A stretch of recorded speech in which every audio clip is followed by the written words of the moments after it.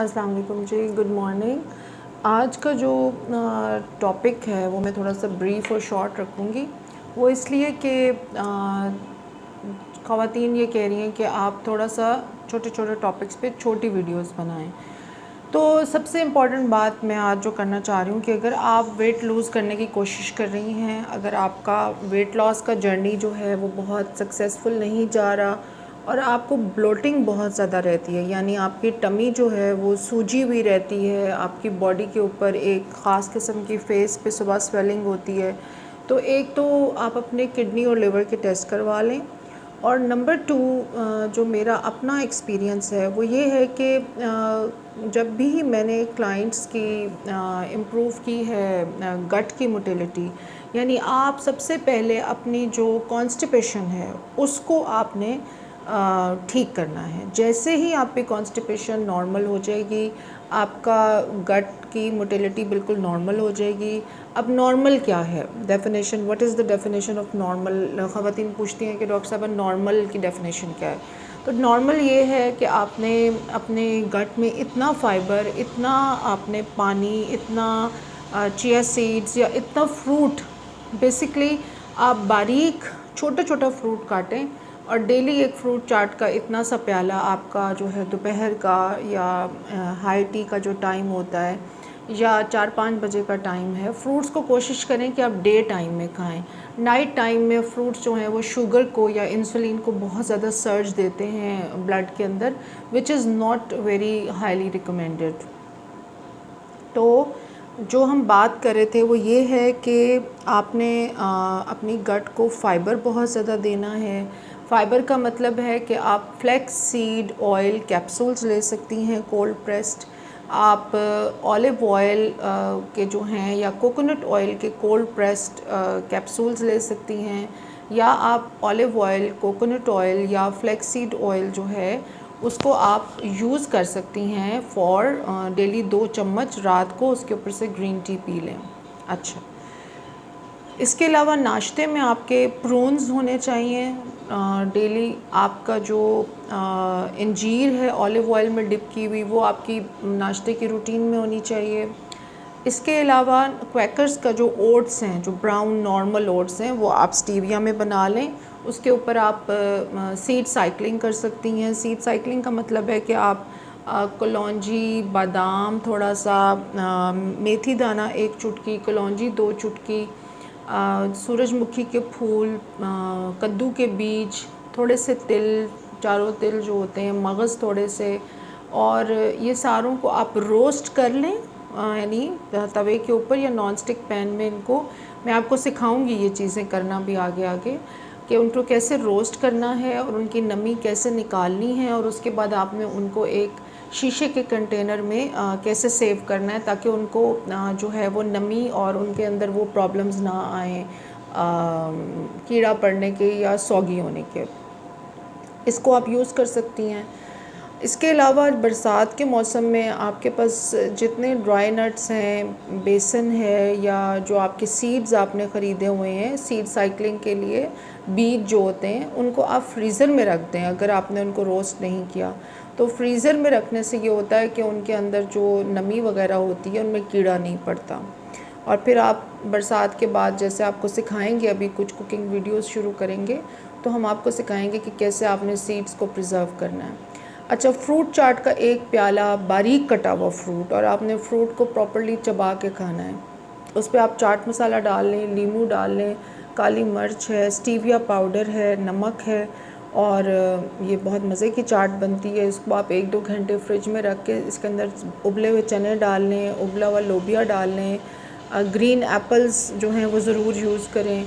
तो ये एक अच्छा ऑप्शन है। चना चाट भी बहुत अच्छा ऑप्शन है। ऑलिव ऑयल का सैलड भी बहुत अच्छा ऑप्शन है। फिर दलिया हो गया, 3 से 4 कप ग्रीन टी हो गई।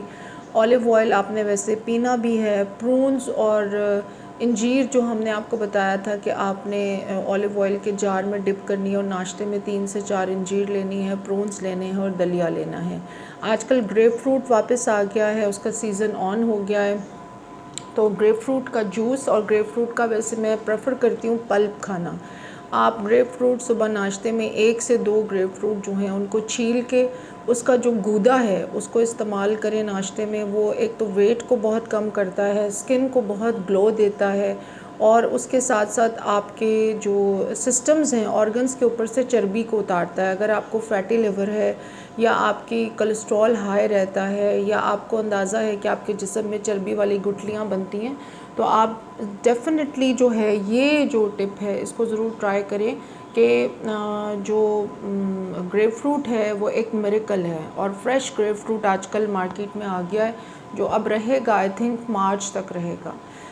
अगर ड्राई है ज़्यादा तो आप फिर ये भी कर सकती हैं कि आप उसका जूस पी लें। जैसे फ़्रेश अभी थोड़ा सा जो मैंने कल परसों यूज़ किए हैं वो इतने अच्छे नहीं हैं, उनके अंदर अभी जूस नहीं है इतना, तो आप मैंने जूस बनवाया है उसका।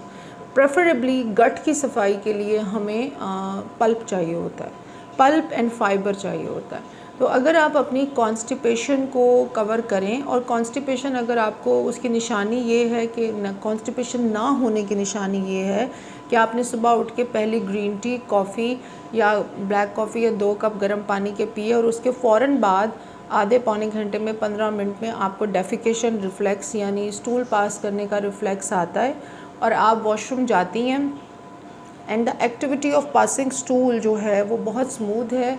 स्टूल की कंसिस्टेंसी जो है वो हार्ड नहीं है, आपको ज़ोर नहीं लगाना पड़ रहा।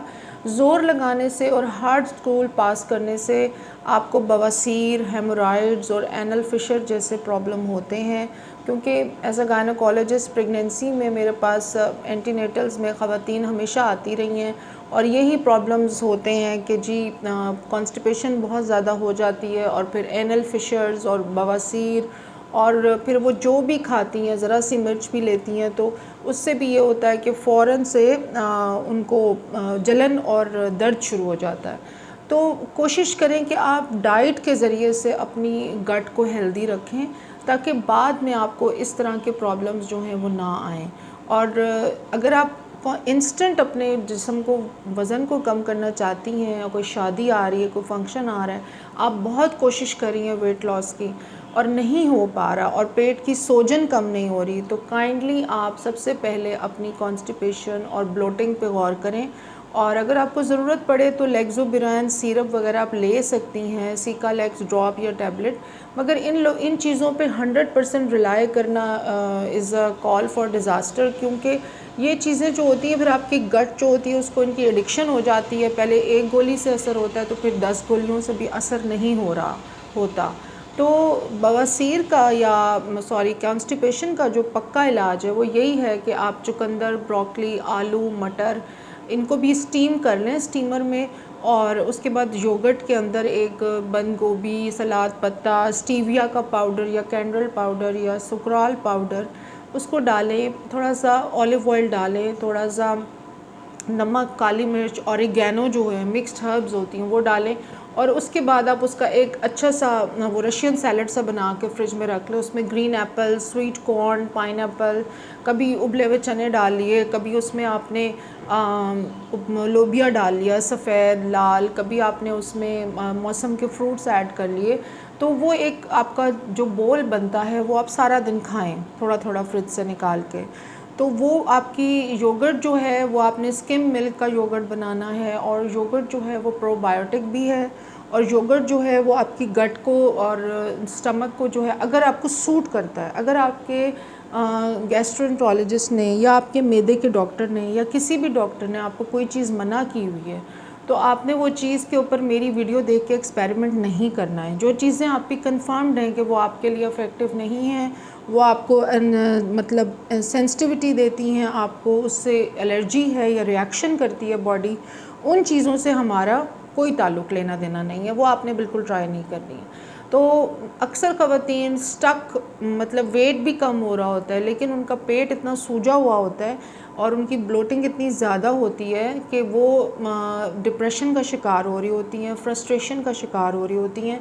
तो ये वीडियो बनाने का मकसद ये है कि जब आप वेट लॉस कर रही हों तो फिर आपने अपनी ब्लोटिंग और कॉन्स्टिपेशन को भी बहुत ज़्यादा गौर से इस पे फोकस करना है।